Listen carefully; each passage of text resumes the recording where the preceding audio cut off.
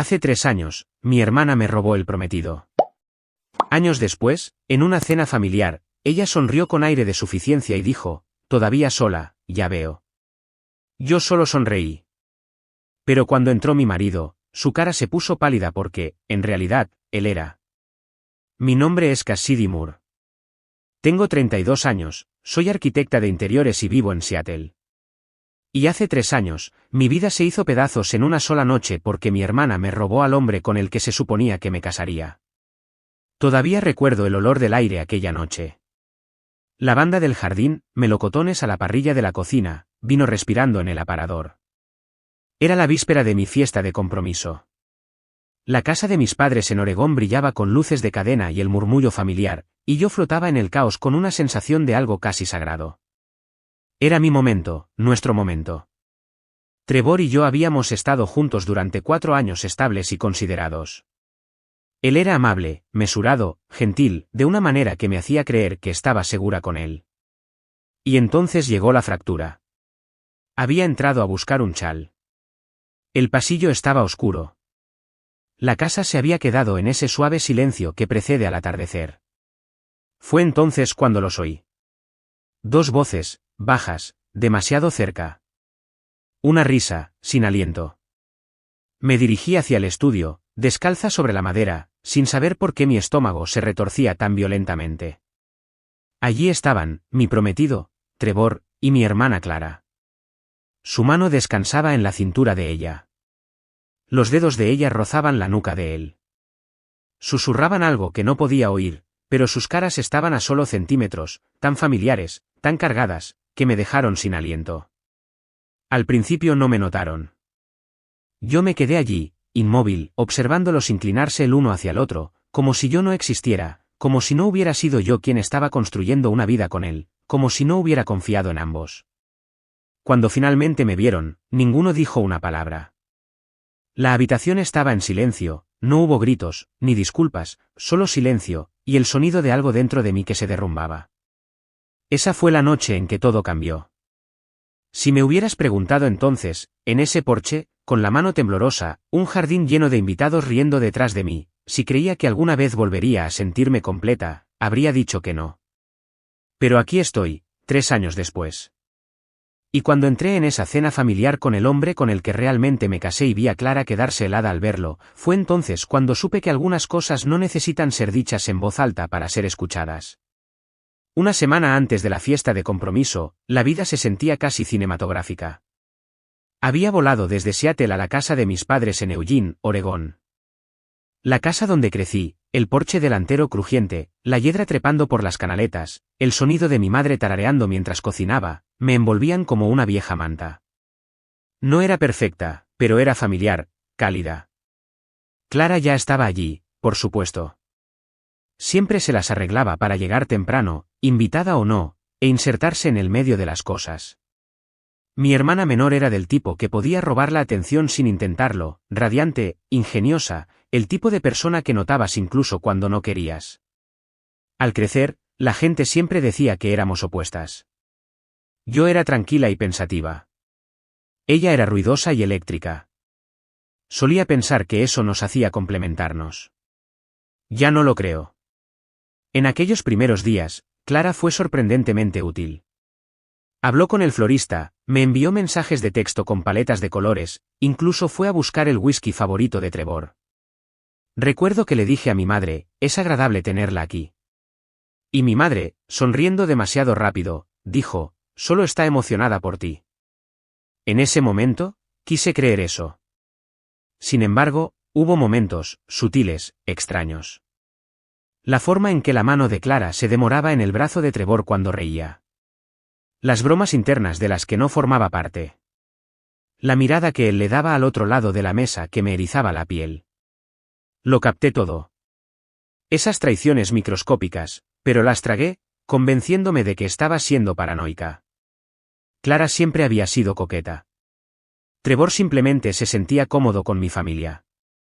Eso es el amor, ¿verdad? Confiar incluso cuando tu instinto te ruega que no lo hagas. La noche de la fiesta llegó rápidamente. Amigos y parientes llegaron a nuestro patio trasero, bebiendo vino bajo los manzanos. Música que resonaba del altavoz Bluetooth que Clara insistió en que usáramos. Llevaba un vestido verde pálido que Trevor una vez dijo que resaltaba mis ojos. Él se veía guapo, incluso nervioso, como si esto significara algo real para él. Y aún así, no podía quitarme la sensación. A mitad de la noche, mientras ayudaba a mi madre a colocar platos de postre adicionales, me di cuenta de que había dejado mi chal dentro. La temperatura había bajado lo suficiente como para erizarme los brazos, así que volví a entrar por la cocina y al pasillo silencioso. Fue entonces cuando escuché las voces bajas. Un murmullo, una risa entrecortada. La risa de Clara. Me dirigí hacia el estudio y allí estaban, ellos. Trevor demasiado cerca. Las manos de Clara en su cabello, sus cuerpos inclinados como imanes atraídos desde polos opuestos. El tiempo no se ralentizó. Se detuvo. No podía moverme, no podía hablar. Estaba viendo algo para lo que no tenía palabras. Un mundo privado que se desarrollaba, y que yo nunca debí presenciar. No me vieron de inmediato. Y en esos segundos de invisibilidad, sentí que todo, cada mentira, cada desprecio, cada advertencia silenciosa que había ignorado, encajaba como un cruel y perfecto rompecabezas. Cuando Trevor finalmente se giró y me vio, su rostro se contorsionó en algo entre culpa y pavor. Clara simplemente parpadeó. No hubo un jadeo, ni una disculpa, solo silencio. Retrocedí lentamente. Mis pasos no hicieron eco. Incluso el suelo parecía apiadarse de mí. Afuera, la fiesta continuaba, risas, música, copas de champán tintineando. Nadie sabía que acababa de perder mi futuro. No me quedé para las despedidas. Hice mis maletas antes del amanecer, dejé una nota en la encimera de la cocina que simplemente decía, necesito tiempo, y me deslicé hacia la mañana gris sin despertar a nadie. De vuelta en Seattle, mi apartamento se veía diferente, más pequeño, de alguna manera, más solitario. Las paredes resonaban de una manera que no lo habían hecho antes. Quité las fotos de compromiso, las metí en una caja de zapatos y las enterré bajo los abrigos de invierno en el armario. Eliminé cada mensaje guardado, bloqueé el número de Trevor, silencié el nombre de Clara dondequiera que apareciera. Pero había cosas que no podía borrar, como el olor de su champú que aún persistía en una sudadera, o el sonido de la risa de Clara, ahora más afilada que el cristal, en mi memoria. No le conté a nadie lo que pasó. Ni a mis compañeros de trabajo, ni al barista que se había memorizado mi nombre y mi pedido. Simplemente me volqué en el trabajo. Días largos en el estudio de arquitectura, noches tardías rediseñando planos que nadie pedía. El agotamiento se convirtió en un escudo. Si estaba lo suficientemente cansada, no tendría que pensar, no tendría que sentir. Pasaron semanas, luego meses. Una noche de viernes, casi 6 meses después de que todo se desmoronara, recibí una invitación a la inauguración de una galería en el centro. Un artista local que recordaba vagamente de una antigua conexión universitaria. Casi no fui, pero algo dentro de mí, terquedad, quizás orgullo, se negaba a dejar que mi vida se encogiera aún más. Allí lo vi de nuevo. Damián Carter. Era más alto de lo que recordaba. Una elegancia tranquila en la forma en que estaba de pie, manos en los bolsillos, hombros relajados como si nada pudiera perturbarlo. Había estado en mi fiesta de compromiso una vez, un viejo amigo de Trevor de la escuela de posgrado. Clara solía hablar de él de pasada, siempre con esa admiración artificiosa. La que reservaba para los hombres que quería, pero que no podía impresionar del todo. Me reconoció antes de que pudiera desaparecer en una esquina. Cassidy Moore, dijo, sonriendo mientras se acercaba. Casi no creí que fueras tú. Yo tampoco. Me sentí incómoda, como si acabara de meterme en la piel de alguien que ya no me quedaba del todo. Ha pasado mucho tiempo, logré decir. Hablamos de arte, de la ciudad, de lo absurdo que era la selección de vinos. No preguntó nada sobre el pasado. Ni sobre Trevor, ni sobre Clara. Solo preguntó en qué había estado trabajando, qué cafetería me gustaba más, si todavía dibujaba diseños a mano o si me había pasado completamente a lo digital. Hizo espacio sin exigirlo. Esa noche, me fui a casa más ligera de lo que había estado en meses. No se convirtió en un romance vertiginoso. Se convirtió en algo más tranquilo, más lento. Nos volvimos a encontrar la semana siguiente, y luego de nuevo en un parque un domingo lluvioso. Y antes de que me diera cuenta, el mundo por el que había estado andando de puntillas había cambiado. Con Damián, no me sentía como una mujer tratando de ocultar sus heridas. Me sentía como alguien que redescubría cómo vivir. Él escuchaba, no para responder, no para analizar, sino para escuchar de verdad. Me miraba al otro lado de una mesa y de alguna manera sabía cuándo necesitaba silencio y cuándo necesitaba distracción. Nunca llenó el aire con ruido vacío. Con el tiempo, comencé a contarle la verdad. No toda, no de golpe, sino en pequeñas entregas. Un destello de dolor aquí, una mención de Clara allá. Nunca me presionó para más. Simplemente me dio espacio cuando me desmoronaba. Hubo noches en que nos quedábamos hasta tarde en mi apartamento, bebiendo té, escuchando viejos discos de jazz. Noches en que lloraba en silencio sobre su camisa sin necesidad de explicar por qué. Y mañanas en que me despertaba y encontraba que había preparado café exactamente como a mí me gustaba, con leche de avena y la pizca más pequeña de canela. Y en todo esto descubrí algo inesperado. Alegría. No alegría ruidosa.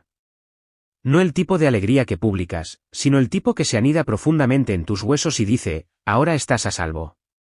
No le conté a mi familia. No me puse en contacto. Y cuando Damián y yo finalmente decidimos casarnos, solo nosotros dos, un juzgado, dos testigos que conocimos esa mañana, supe que no me estaba escondiendo. Estaba protegiendo algo sagrado, algo que ellos ya no tenían derecho a tocar. No vestimos de blanco. No hubo flores, ni pasillo, ni la recitación eficiente de votos reciclados, solo yo, Damián, un juez tranquilo llamado Marcus, y dos testigos ancianos que sonrieron como si hubieran estado esperando que alguien les pidiera volver a creer en el amor. Llovía esa mañana, el tipo de lluvia de Seattle, suave y melancólica. Recuerdo que miré a Damián mientras estábamos de pie ante el juez, pensando que extraño era que algo tan pequeño, tan tranquilo, pudiera tener tanto peso. No hubo jadeos, ni drama, ni familia de ninguno de los lados, solo dos personas eligiéndose mutuamente. Después, caminamos a una panadería a la vuelta de la esquina y compartimos un croissant, todavía caliente, con migas escamosas cayendo sobre su corbata. Reímos, no porque fuera perfecto, sino porque era real, nuestro. Damián nunca me pidió que lo anunciara, nunca me presionó para que se lo contara a mis padres o a Clara o a Trevor. Entendió que algunas cosas no necesitaban ser difundidas para ser verdad. Nuestra vida juntos se convirtió en su propio universo, gentil, intencional y misericordiosamente separada de la que había dejado atrás. Pasaron 2 años así, estables.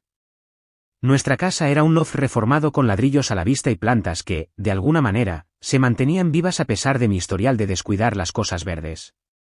Damián llenaba las paredes de arte.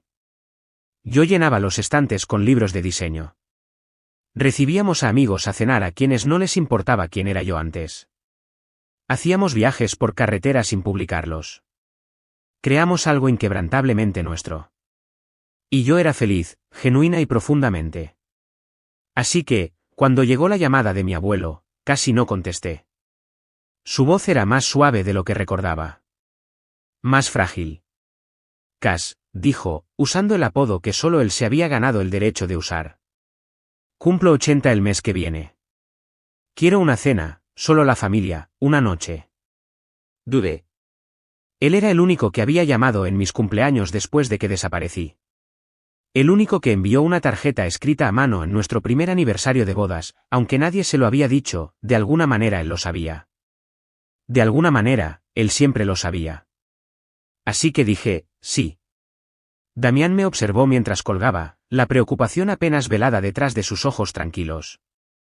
No tienes que ir, dijo suavemente, su mano buscando la mía.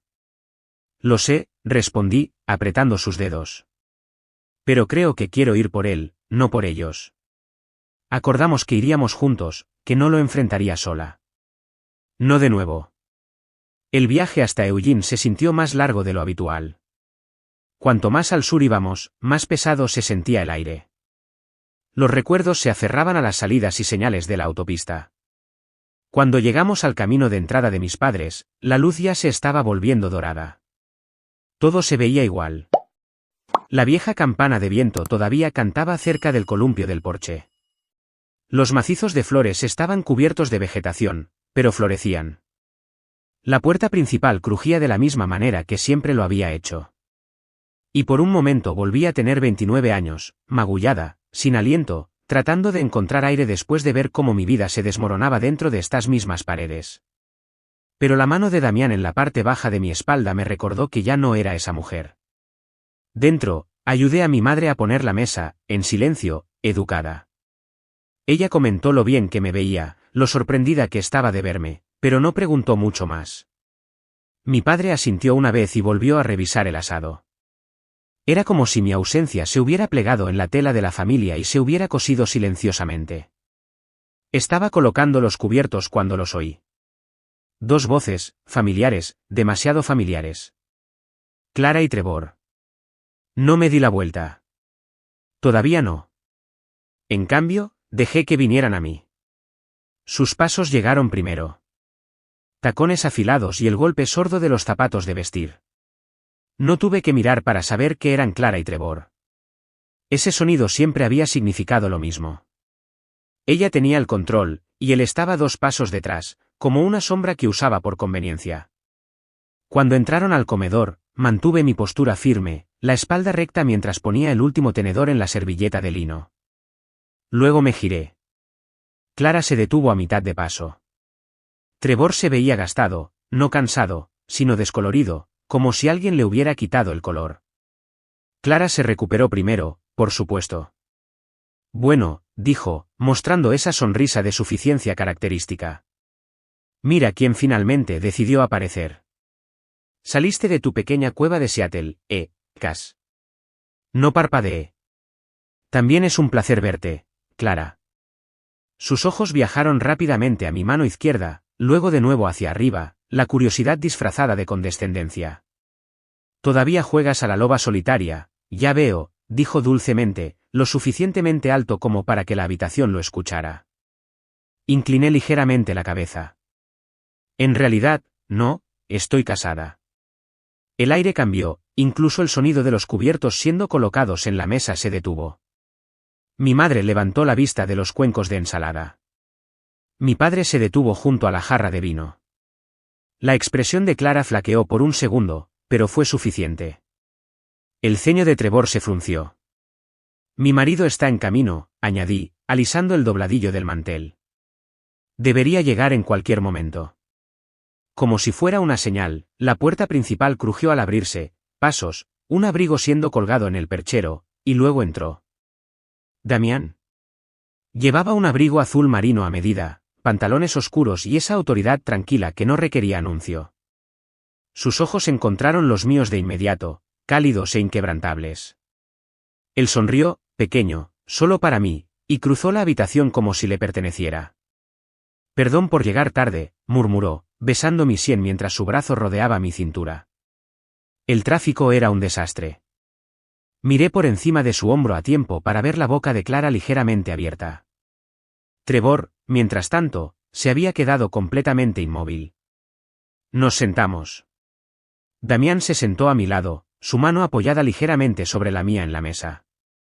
La cena comenzó como cualquier otra, primero ensalada, luego pollo asado con romero y panecillos que mi abuelo insistió en que venían de la misma panadería desde 1982. Mi madre le hizo preguntas amables a Damián, su trabajo, su familia, donde vivíamos ahora. Mi padre en su mayoría asintió, interviniendo cuando la conversación decayó. Pero Clara no dijo nada. Tampoco comió mucho. Movía la comida en su plato como un niño que retrasa la hora de dormir. Trevor apenas levantó la vista. La tensión no era ruidosa. Se cocinaba a fuego lento en la forma en que los hombros de Clara nunca se relajaban del todo. En la forma en que seguía mirándonos a mí y a Damián como si tratara de encontrar una grieta. No la había. Después del plato principal, mi abuelo se puso de pie con su copa de vino en alto, su voz un poco temblorosa, pero llena de gracia. Por la familia, dijo, por el perdón, si somos lo suficientemente valientes, y por la esperanza de que incluso las raíces viejas puedan volver a florecer. Levantamos nuestras copas. Crucé su mirada. Él me guiñó un ojo. Luego Clara se puso de pie, golpeó su cuchara contra su vaso, ese pequeño y teatral clink clink que siempre hacía cuando la atención se desviaba de ella por demasiado tiempo. Me gustaría decir unas palabras, anunció, sobre mi querida hermana Cassidy. Mi estómago se anudó, pero no aparté la mirada. Es algo realmente, comenzó, con voz almibarada. Desaparecer durante años y luego aparecer con un marido al que nadie ha conocido.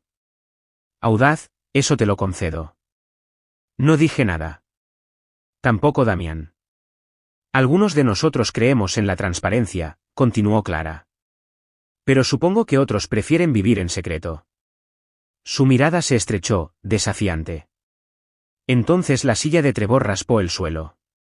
Ya basta, Clara, dijo en voz baja, pero con firmeza. Clara se volvió hacia él, atónita. Perdón. Trevor negó con la cabeza. No tienes que hacer esto. ¿Hacer qué?, espetó ella. Señalar el hecho de que apareció de la nada actuando como. Dije basta. Su voz cortó su frase como cristal. Se miraron fijamente. Lo que una vez hubo entre ellos ya no estaba, solo peso y arrepentimiento. Clara se burló, agarró su copa de vino y salió furiosa por las puertas del patio al jardín. Trevor la siguió, con expresión vacía. No regresaron, y yo tomé un sorbo de vino y me permití respirar. La noche terminó en silencio. Damián ayudó a mi abuelo a volver a su sillón mientras yo recogía los platos de la mesa. Mi madre me lanzó una mirada larga e indescifrable antes de ofrecerme un abrazo a medias. Mi padre murmuró algo sobre el tiempo. Nadie volvió a mencionar a Clara. Mientras salíamos, el aire se había vuelto fresco, con el aroma a tierra de jardín y tarta de limón sobrante. La luz del porche proyectaba un suave resplandor sobre la entrada. Damián deslizó su mano en la mía. ¿Estás bien?, preguntó. Levanté la vista hacia la casa, tan familiar, tan distante ahora. Luego hacia él. Sí, dije. Por primera vez en mucho tiempo. Realmente lo estoy. Caminamos de regreso al coche en silencio. El tipo de silencio que no duele, sino que sana. Pensé en todo lo que había perdido y todo lo que había ganado. Clara y Trevor eran parte de mi pasado, pero no eran dueños de mi futuro.